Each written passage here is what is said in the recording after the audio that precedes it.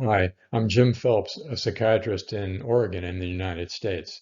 With my colleague Tuna Henriksen in Bergen, Norway, we're bringing you important information from the International Society for Bipolar Disorders. Glad you can join us. Here are four important things to know about dark therapy. It's an anti-manic, that's clear, and we think it's probably also a mood stabilizer, but we need more research on that. Most people don't get enough of it, but you can cheat. You can use virtual darkness, we'll show you. And this technique works in the hospital very well. Here's an example of dark therapy. This graph shows 3 years of the mood course of one research participant. As you can see, things were really rough, up and down into manic and depressed phases, until a new treatment was begun, right there at the blue marker. Notice that this man's mood quickly became more stable. The new treatment was dark therapy, no new medications at this point. The new treatment was simply a dark room with a bed, no lights, no electronics. At first, at the asterisk, he stayed in that room for 14 hours per night from 6 p.m. until 8 a.m. But within a few weeks, that was reduced to 10 hours per night from 10 p.m. until 8 a.m. And as you can see, things stayed stable. But you might be thinking, well, that's great, but I can't do that. I can't spend all that time in the dark. I have to take care of my kids. I have to do my homework, prepare for work the next day.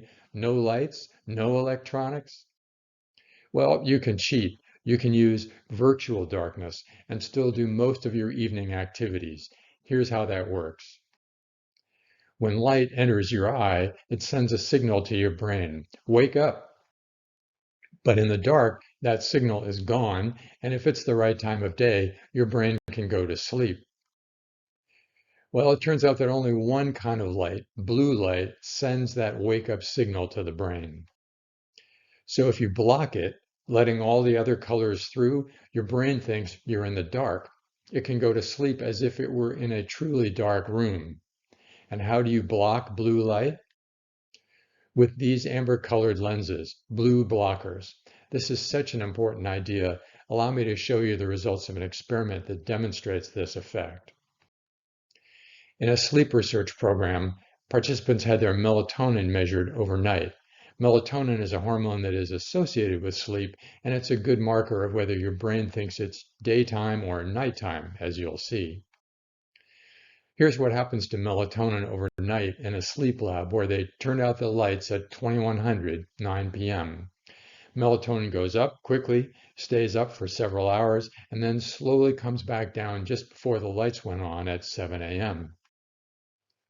But when the same research participants came back several days later and the lights were left on all night, look what happens to melatonin levels. Melatonin never really goes up at all because light suppresses melatonin production. But remember those blue blockers? What happens if we bring the same people back to the sleep lab a week later and again leave the lights on all night, but give them amber lenses to wear? Bingo, their melatonin levels go up just as though they were in the dark. This result is what got us thinking. Maybe blue blockers could be used to provide virtual darkness for people with bipolar disorders. They could stay up, take care of the kids, do their homework, get ready for work the next day, and be in the dark. Well, their brain would think it was dark in the absence of blue light. Well, that's a nice idea, but does it really work? That's where Dr. Henriksen and her research team came in. They did the research study we really needed. Here's what they did. On a psychiatric hospital inpatient unit, they invited people who were admitted in a manic phase to participate in a study wearing amber lenses or a gray lens that did not block blue light. The glasses were worn from 6 p.m. until the lights went out, and then they had real darkness until the following morning. Otherwise, everyone received the usual treatments for bipolar manic symptoms. The research team checked everyone's manic symptoms using a standard measure, the Young Mania Rating Scale, the YMRS. Remember, everyone is getting all the usual treatments for bipolar mania. So you'd expect the YMRS scores to go down slowly over the first week, and they did in the group wearing the gray lenses at night. But in the group wearing the blue blockers, manic symptoms went down much faster among the people wearing the blue blockers at night. They slept better and they needed fewer medications to get these results. Only half as much antipsychotic medication, for example. Well, that study was published in 2016. You can see why we want to get the word out about it. And this is the second research study showing an anti-manic effect of darkness. We don't have such a great study of blue blockers as a mood stabilizer, but that's exactly what happened for this man, it looks like.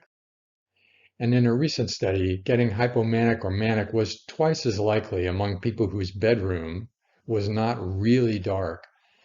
That also suggests that regular darkness is a mood stabilizer. It prevents shifts, at least toward mania.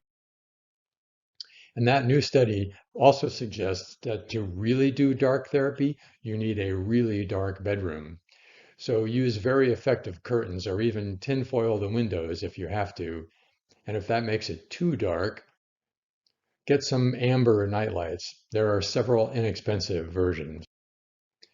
If you get your bedroom really dark, you may need a dawn simulator to help you wake up on schedule in the morning. These bedside lights slowly increase from 0 to full intensity light over about 20 or 30 minutes, simulating dawn. They're inexpensive. This one's about $40. There are even some apps that make your phone light up slowly in the morning, but they're not very bright. On the other hand, as best we know, like all dawn simulators, they're harmless unless your bed partner is on a different schedule. In summary, to get the full anti-manic effects of dark therapy, you'd want to shoot for about 14 hours of darkness, 4 of them virtual using amber lenses, and 10 hours in real darkness. For a mood stabilizer effect, the target is more like 10 hours of darkness, 2 of them virtual and 8 of them real. Don't use them during the day. That would be sending the wrong signal to your brain, darkness. And then one more caution. One patient in Dr. Henriksen's study of mania became quickly depressed as though the lenses worked too well. They were too anti-manic, but he recovered within days when his blue blockers were stopped.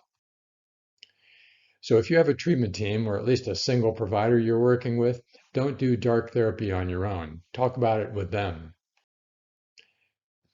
At least virtual darkness is inexpensive.